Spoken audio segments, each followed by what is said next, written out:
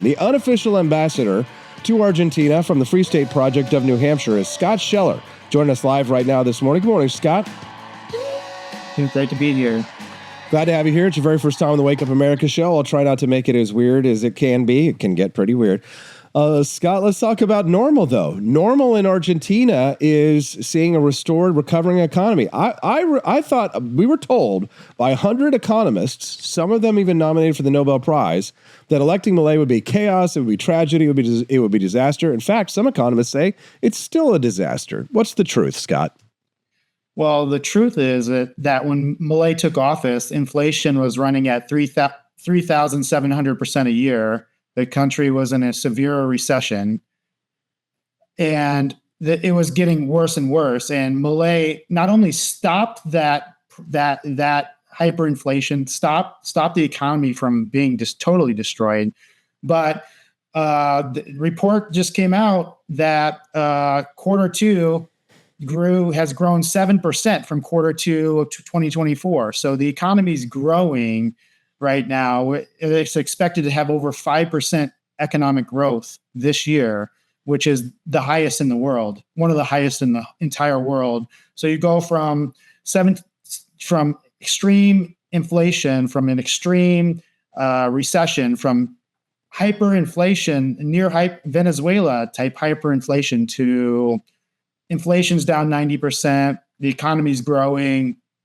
and people actually see a brighter future in Argentina. I was reading this morning that the ending of currency controls, floating the peso, tax amnesty plans to bring $270 billion back in the system. It's kind of like the big, beautiful bill, but in reverse. Anyways, it's like if you take the big, beautiful bill and do mostly the opposite of what it is, that's what Argentina is doing. It's kind of a sad testimony that we have to look to Argentina to do what is uniquely American, I would say, in many ways, isn't it, Scott?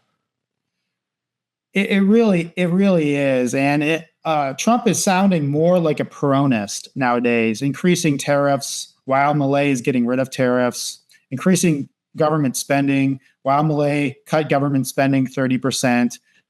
This is the recipe for economic growth and freedom and prosperity, not what is happening in the United States. Well, Scott, I don't want to be like Tucker Carlson interviewing his favorite foreign dictators overseas and just ask softball questions. So here's a tough one. I am reading, though, that people are complaining about empanadas, which is an economic indicator down there. You know, we may not like it, but that's the fact. That $40 a dozen for empanadas. So there are a lot of people who rightfully are complaining about the problems. So I wouldn't necessarily say that's necessarily Milei's fault.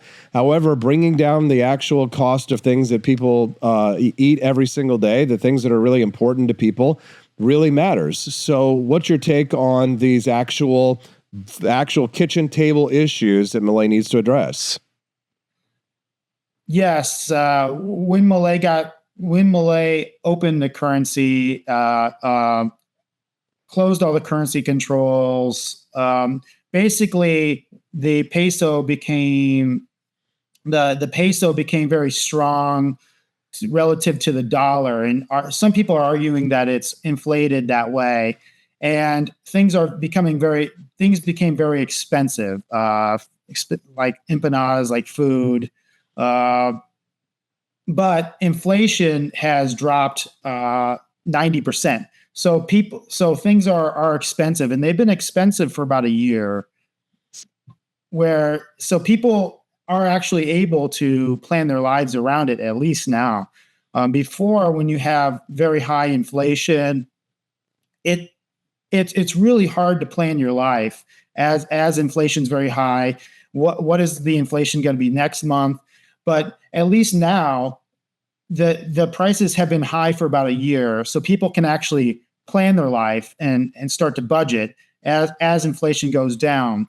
One of the things that will start to lower the cost is, as inflation goes down, we will probably see actually deflation in Argentina.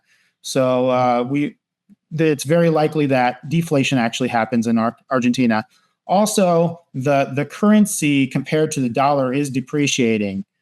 And as it depreciates, the prices will come down, be a little bit more affordable. Right now, it is at about 1,200. $1 is about 1,200 pesos.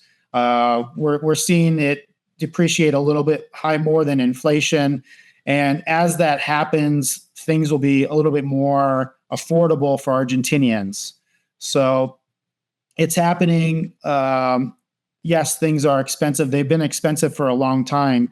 And when the previous government just had price controls and the shelves were empty, the price on goods looked good, but you just couldn't get them because there was price controls. I guess it's better to have something that's expensive that you can actually buy rather than nothing and you can't afford it, or you can't can't have it. You can afford it, but they don't have it. That's a really good point on that one. Now, Milei has also received a lot of criticism, not just from his socialist critics overseas, but he's also received criticism from American libertarians like Hans Hermann Hoppe, whose book, Democracy, the God That Failed, has been a major source of inspiration for many libertarians. And I wonder what your reaction is to Hans Hermann Hoppe and his criticism of Javier Milei and not abolishing the Central Bank of Argentina. Well, Milei really couldn't abolish the central bank right away. For one, politically, it was impossible. Milei came in with a very, very, very fractured and weak government. Only 10% of the Senate, only 15% of the equivalent of the House of Representatives. He had 0 governors on his side. And the process to closing the central bank quickly and dollarizing or getting off the peso would have involved him selling a lot of assets at rock bottom prices. And Milei thought that this was politically infeasible. So he did a bi-metal or a bi-monetary approach. And Hoppe is just not he's not serious about the political situation there, and he has admitted that he knows nothing about Argentinian politics. He knows nothing about Argentina just in general, and getting rid of the central bank this quickly, it would just be insane, politically infeasible. Also, the Argentina Central Bank had a bunch of liabilities on its balance sheet that were on the balance sheets of every institution in the country. So if you got rid of the central bank right away, it would have made these liabilities worthless. It would have caused, they were essentially bonds that the central bank, it was on the central bank balance sheet, and they were doubling the money supply every month because they had to increase the interest, like double the interest every month to make them viable. But if these bonds became totally worthless, what would have happened is people wouldn't have kept renewing the bonds, and the principal would have all flooded out in the country, in the economy, and started a hyperinflation. So this is what Milei had to deal with. He actually had to diffuse the money printing machine in the central bank without causing a hyperinflation. And they don't have another monetary system to immediately move to. People have dollars, but they don't have a monetary system. So it was extremely unreasonable and almost like utopian. It just kind of goes to show, and the central bank. Yes, and I'm sorry to interrupt you, Scott, but it just kind of goes to show how much American libertarians even don't really appreciate the fact that the United States has the reserve currency of the world and the true power that it gives Americans and the flexibility that it gives us around the world and the transactions that we can engage in. I mean, we're almost very spoiled in a way. And I would apply that spoiled mentality not just to things like monetary policy when it comes to disagreeing with Hans Hermann Hoppe, but I would actually apply that to things like foreign policy, where our global American military gives us the kind of flexibility to be safe in ways that other countries can't, which is what's given Argentina's Javier Milei a different foreign policy view than American libertarians, whereas American libertarians tend to be a little bit more non-interventionist or isolationist or even sometimes very friendly with the other side. Javier Milei has taken a decidedly pro-United States and pro-Israel view, and it seems to me to be because it's practical, it's pragmatic. You want to be friends with the superpowers, and you want to be on the side of the people that, at least to his mind, are advancing liberalism as you and I understand it, in classical liberalism. And I think American libertarians, if they're naive about the central bank and the question of central banking because they don't know anything about Argentina, they might be also naive when it comes to foreign policy and might want to look into the question of, that they won't attack us if we're not over there. Well, Argentina has never been an invading type country, and yet they have been bombed by Iran twice in their country. Another important lesson for libertarians: when our philosophy really when the rubber really hits the road, that some of us are what they call cafe libertarios, and what Rothbard actually called Luftmenschen in some of his essays, the airmen, to use a German phrase. But when the actual rubber hits the road, you can see he is I call him an anarcho-capitalist in the streets and a minarchist in the sheets. But needless to say, the president of the eighth largest country in the world, Argentina, just retweeted our stream this morning. So we just shot to the top, the #1 show live on X this morning. So everybody who's just joining us live right now may be wondering who these two clowns are. I'm Austin Petersen. My guest, he's not a clown, Skot Sheller. He is what we like to call an unofficial ambassador to Argentina from the Free State Project of New Hampshire. That's a rowdy bunch of porcupines who got together and took over the state government in New Hampshire and are advancing liberty in our lifetime. Liberty advances in the United States. If it does, it advances in New Hampshire thanks to the good work of people like Skot Sheller and others who have formed a conclave and are so scary to the Democrats that they have to use all kinds of methods and skullduggery in order to protect themselves. Because when you're an actual threat to the entrenched establishment, they come at you with all they've got. People like Andy Opperman over in the live chat are donating subscriptions like crazy. Thank you very much, Andy. Rare Camellia says that's amazing. All of these porcupines' quills are out this morning, and we are ready to rock. Thank you to all of you who are in Argentina right now listening, who may be having trouble understanding the English. If you are not a native English speaker, or maybe say English is your second language, I'm going to try and slow it down a little bit just so that you guys can be in on this conversation as we dissect what I'm calling the miracle of Milei, the Argentine economic miracle. I would probably compare this, Scott, and I'll get done off of my soapbox in a minute. I would compare this to something like the Chilean economic miracle. But it's even bigger than the reforms of Augusto Pinochet that led to the decentralization of power with utilities, etc. What Milei is doing is probably the premier experiment of our ideas in all of human history. Would you agree? I would agree. And Pinochet did it through a dictatorship. So in South America, a lot of people view like free market economics and that type of reform as like authoritarian. And so the fact that Milei is doing it as a democracy, the fact that Milei is doing it and he's popular is a totally new thing in South America. There's nothing quite like what's happening. Maybe Menem in the 90s, but Milei has taken it to such a great degree and has made he has the results just speak for themselves, like we discussed.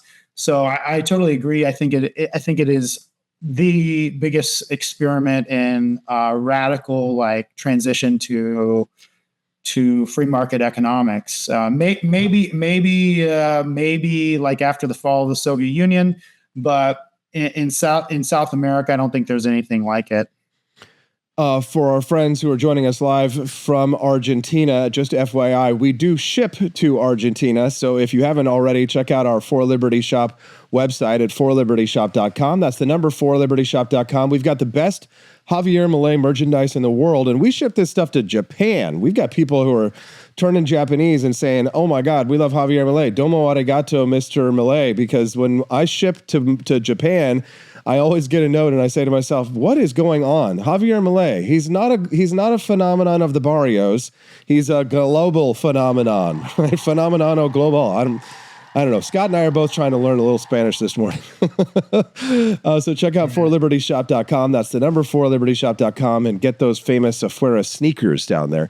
Scott, when it comes to the lesson, when it comes to the question of whether or not we can globalize the empanada, any chance that Javier Milei's reforms could catch on? I mean, maybe not here. I'm starting to lose hope in our American experiment, and maybe inspiring other people in South America.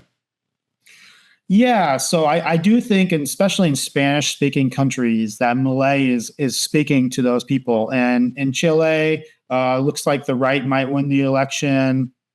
In Spain, they have a growing right-wing party in opposition to their socialist prime minister. So there is some really interesting stuff in South America. A lot of these countries like Uruguay and Bolivia have La Libertad Avanza parties now. In Colombia, you can see a large pro-Milei, anti-Petro protest or rallies. So especially in Spanish-speaking countries that hear Milei, I do think that he will be influential, and it's part of the reasons why I retweet Milei so much, or tweet about Milei so much, is I want the English-speaking world to know what's going on in Argentina. So I think that's what we need to do as Americans, is try to promote what's going on there. Amen. Amen. I love to see it. Javier Milei reposted us, so the numbers are just flying like crazy. So now would be a good time, Scott, for you to plug your own item. We'll give you a chance here if you want to share with our audience something that you're working on so that they can find you online too. Yeah, you can find me at Banger Shell 11. I basically do a lot of breaking news on Milei. I'm one of these people that tries to scour the news to see what's going on there. Because after Trump became president, kind of all the focus went to the United States and Trump, and people kind of start to forget about Milei. So I'm trying to keep him in the conscience and show the people of the United States and the world, like, you can have it better. This actually does work. Cutting spending does work. I also write for AIER. I have a new article coming out in a few days. It's about how Milei is trying to decentralize the country, similarly to the United States. So keep an eye out for that.